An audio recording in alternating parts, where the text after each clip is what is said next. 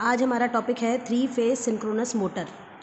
तो सबसे पहली चीज़ आती है कि what is the synchronous motor, और दूसरा क्वेश्चन ये अराइज होता है कि ये मोटर सेल्फ स्टार्टिंग नहीं होती है तो क्यों नहीं होती है।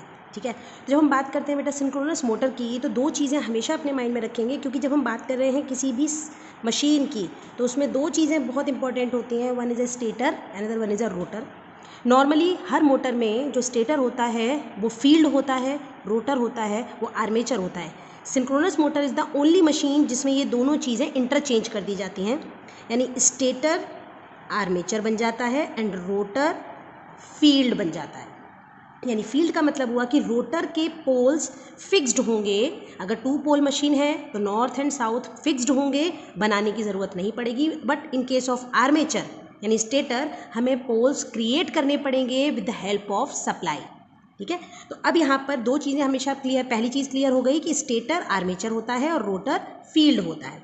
Now the question arises, 3 phase synchronous motor not self starting. ये क्वेश्चन हमारा अराइज होता है कि 3 phase synchronous motor not self starting. तो ये क्यों सेल्फ स्टार्टिंग नहीं होती है, ये हम लोग डिस्कस करना शुरू करते हैं। तो इसके लिए हम सबसे पहले एक छोटा सा न्यूमेरिकल लेते हैं, 120F/P। This is our synchronous speed. ये वो स्पीड है जिस स्पीड पे स्टेटर का फ्लक्स यानी जो रोटेटिंग मैग्नेटिक फील्ड बनता है हमारे एयर गैप में, वो अपनी पोजीशनिंग को चेंज कर रहा है ना। क्योंकि these are 3 phase synchronous motor, ये 3 फेज मशीन्स हैं। तो 3 फेज मशीन्स का मतलब हुआ यहाँ पर जो फ्लक्स हो रहा है वो 3 फेजेस में जनरेट हो रहा है, phi R, phi Y and phi B. और ये तीनों फेजेस में हमारा जो फ्लक्स जनरेट हो रहा है, ये तीनों फेजेस में आर के बाद वाई, वाई के बाद बी, बी के बाद आर, ये बार बार अपनी पोजीशंस को क्या कर रहा है, चेंज कर रहा है एट अ पर्टिकुलर एंगल। तो वो जो पोजीशनिंग चेंज हो रही है, वो जिस स्पीड से चेंज हो रही है, that speed is known as synchronous speed, जिसका फॉर्मूला होता है हमारा 120F/P। This speed must be constant. ये स्पीड हमारी कांस्टेंट होती है because F is a frequency. और किसी भी मशीन यानी किसी भी सिस्टम की, जब हम AC की बात करते हैं तो फ्रीक्वेंसी फिक्स्ड होती है 50 हर्ट्ज, और P is a poles. Pole भी हर मशीन के फिक्स होंगे। At the time of manufacturing poles fixed हो जाते हैं। 2 पोल मशीन है, 4 पोल मशीन है, 6 पोल मशीन है, तो पोल्स आर फिक्स। और 120 इज़ अ कांस्टेंट वैल्यू। तो NS यानी जो हमारी सिंक्रोनस स्पीड है, ये हमेशा एक कांस्टेंट स्पीड प्रोवाइड करती है। अब हम एक जनरल मशीन लेते हैं, हमने एग्जाम्पल लिया है 2 पोल मशीन का। हमने एक सिंपल 2 पोल मशीन को कंसीडर किया।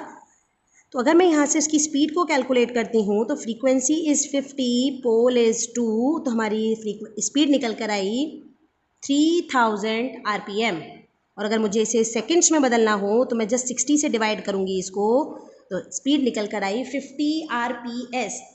यानी आप ये समझ पा रहे हैं कि 1 सेकंड में हमारी मशीन के पोल 50 टाइम्स चेंज हो रहे हैं।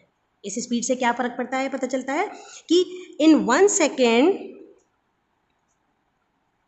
जो स्टेटर पोल्स हैं, stator poles change their position 50 times. यानी 1 सेकेंड में स्टेटर के पोल 50 टाइम्स चेंज हो रहे हैं, विच इज़ वेरी फास्ट, बहुत तेज़ी से चेंज हो रहे हैं। अब इसी कॉन्सेप्ट पे हम अपने सिंक्रोनस मोटर की बात करते हैं, तो हम एक जनरल कंडीशंस बनाते हैं। फॉर एग्जाम्पल छोटा सा एक सर्किट बनाते हैं अपना। ये हमने एक स्टेटर तैयार किया। दिस इज़ अ स्टेटर जिस पर हमने 3 फेज सप्लाई प्रोवाइड कराई, RYB। This is 3 phase AC supply. ठीक है, और यहाँ है हमारा रोटर। दिस इज़ रोटर, क्योंकि हम 2 पोल मशीन का एग्जाम्पल लिया था तो हमने यहाँ पर रोटर भी अपना 2 पोल का ही लिया है। This is a rotor and this is a stator, और ये जो बीच में बन रहा है आपका, ये एयर गैप है। अब रोटर के pole is already fixed, this is N2, this is S2, और स्टेटर के पोल क्रिएट किए जा रहे हैं according to the positioning. For example अभी यहाँ पर मैंने N1 और S1 पोल कंसीडर कर लिए।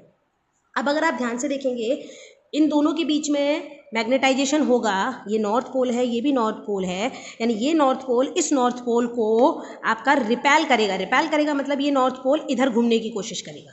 यानी ये इस डायरेक्शन में जाएगा, यानी एक्सेलरेट होगा इन क्लॉकवाइज डायरेक्शन, यानी रोटर हमारा क्लॉकवाइज डायरेक्शन में घूमने लगेगा।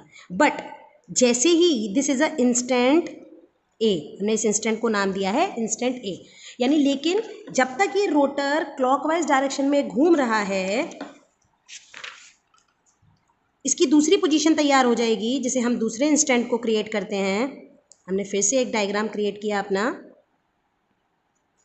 ये है हमारा स्टेटर के pole and this is rotor pole.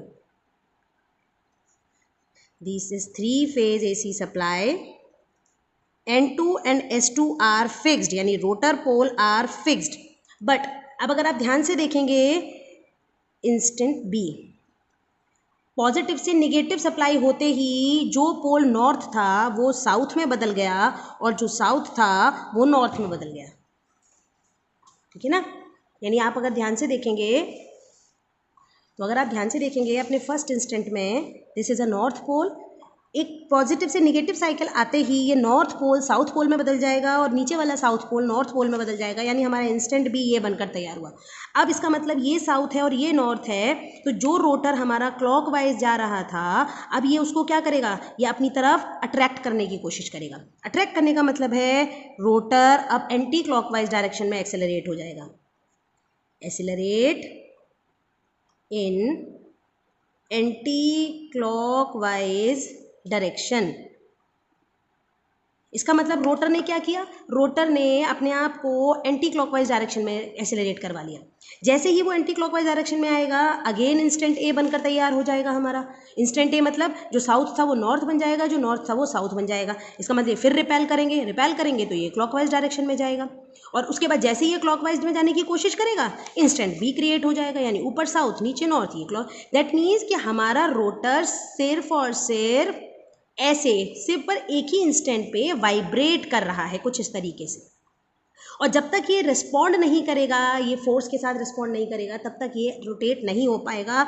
This is the reason कि हमारी सिंक्रोनस मोटर सेल्फ स्टार्टिंग नहीं होती है, बिकॉज रोटर रोटेट नहीं हो पा रहा है, यानी वो उतना फोर्स क्रिएट नहीं कर पा रहा है जिससे कि वो रोटर को रोटेट करा सके। दिस इज़ द रीज़न जिसकी वजह से हमारी सिंक्रोनस मोटर सेल्फ स्टार्टिंग नहीं होती है, ठीक है ना। तो इसका मतलब इसको स्टार्ट कराने का जो तरीका हुआ, वो स्टार्ट कराने के लिए हमें क्या करना पड़ेगा, स्टार्टिंग मेथड, यानी स्टार्ट कराने के लिए हमें क्या करना पड़ेगा, सिंपल मैग्नेटिक लॉकिंग, यानी रोटर और स्टेटर के पोल को सेम टाइम पर चेंज किया जाए, जिससे कि दोनों के बीच में एक फोर्स ऑफ अट्रैक्शन क्रिएट हो जाए, और वो फोर्स ऑफ अट्रैक्शन इतना स्ट्रांग हो कि उन दोनों के बीच में एक मैग्नेटिक लॉकिंग हो जाए। This is R by B for example, है ना। और यहाँ पर भी हमने एक कॉयल कनेक्ट किया, एक वायर कनेक्ट किया, सिंपल डीसी सप्लाई क्रिएट कर दी। तो यहाँ पर हमने क्या किया, for example this is S2 pole, this is N2 pole, this is N1 pole, this is S1 pole, और ये है उनकी स्पीड रोटेशन की। तो हमने यहाँ पर एक सिंपल डीसी सप्लाई को प्रोवाइड कराया, रोटर को सिंपल एक एक्सटर्नल डीसी सोर्स से एक्साइट कराया, सिर्फ इसलिए कि ये उतनी देर तक इस पोल को इस पोल के साथ अट्रैक्ट करके रख सके। यानी यहाँ पर फॉर एग्जाम्पल अगर ये है हमारा स्टेटर पोल और ये है हमारा रोटर पोल, तो इनके बीच में इतना फोर्स ऑफ अट्रैक्शन क्रिएट हो जाए, फोर्स ऑफ अट्रैक्शन, कि ये क्या करने लगे, ये एक दूसरे को, अब ये रोटर इसके साथ ही अपनी पोजीशन को चेंज करने लगे। यानी ये पोल के बीच में हमें क्या करना है, एक मैग्नेटिक लॉकिंग क्रिएट करनी है, रोटर को एक्सेलरेट कराना है, और रोटर को हमें एक सिंपल बाहर से एक सप्लाई प्रोवाइड करानी है एक एक्सटर्नल इंजन के थ्रू, जिससे कि ये रोटर रोटेशन लेना स्टार्ट कर दे। और जैसे ही ये रोटर एक बार रोटेशन लेना स्टार्ट करेगा, ड्यू टू बैक ईएमएफ, वहाँ बैक ईएमएफ क्रिएट होगा, और वो बैक ईएमएफ आपकी मोटर को एक सेल्फ रेगुलेटिंग मशीन बना देगा और आपकी मोटर स्टार्ट हो जाएगी। तो इसको स्टार्ट कराने का बहुत सिंपल तरीका हुआ हमारा कि हमें सिर्फ रोटर को एक अलग सप्लाई सोर्स देनी पड़ेगी, एक एक्सटर्नल इंजन के साथ उसको कनेक्ट करना पड़ेगा। जैसे हम उसको सप्लाई सोर्स के साथ कनेक्ट करेंगे, हमारा वो रोटर एक प्रॉपर रोटेशन लेगा, एक क्लॉकवाइज डायरेक्शन में, यानी जिस डायरेक्शन में हमारा स्टेटर के पोल चेंज हो रहे हैं उसी डायरेक्शन में हमारा रोटर रोटेट करना स्टार्ट कर देगा, यानी एक्सेलरेशन क्रिएट हो जाएगा due to force of attraction. यानी दोनों के बीच में क्रिएट करनी है हमें magnetic locking, which is very important. और इस मैग्नेटिक लॉकिंग को क्रिएट करने के लिए हमने यहाँ पर एक एक्सटर्नल सप्लाई सोर्स कनेक्ट किया है। जैसे ही ये रोटर हमारा रोटेट करेगा, हम अपनी सप्लाई सोर्स को वहाँ से रिमूव कर सकते हैं। रोटर को सप्लाई दोबारा देने की कोई रिक्वायरमेंट नहीं है। तो रोटर सेल्फ स्टार्ट क्यों नहीं होता है हमारा, सिंक्रोनस मोटर सेल्फ स्टार्ट क्यों नहीं होती? क्योंकि रोटर स्टेटर पोल के साथ आपका एक्सेलरेट नहीं कर पाते हैं, वो उसके साथ रोटेशन नहीं ले पाते हैं। दैट्स वाई हमारा वो रोटर स्टार्ट नहीं हो पाता है। उसको स्टार्ट करने का तरीका है कि रोटर को एक अलग डीसी सोर्स या डीसी सप्लाई दी जाए, एक अलग इंजन के साथ उसको रोटेट कराया जाए, जिससे कि इन दोनों के बीच में मैग्नेटिक लॉकिंग हो जाए, दोनों पोल्स के बीच में, और रोटर हमारा क्लॉकवाइज डायरेक्शन में रोटेट करने लगे। Clear? So this is a simple working of synchronous motor. Thank you for watching this video. I hope आपको synchronous motor की working समझ में आ गई होगी।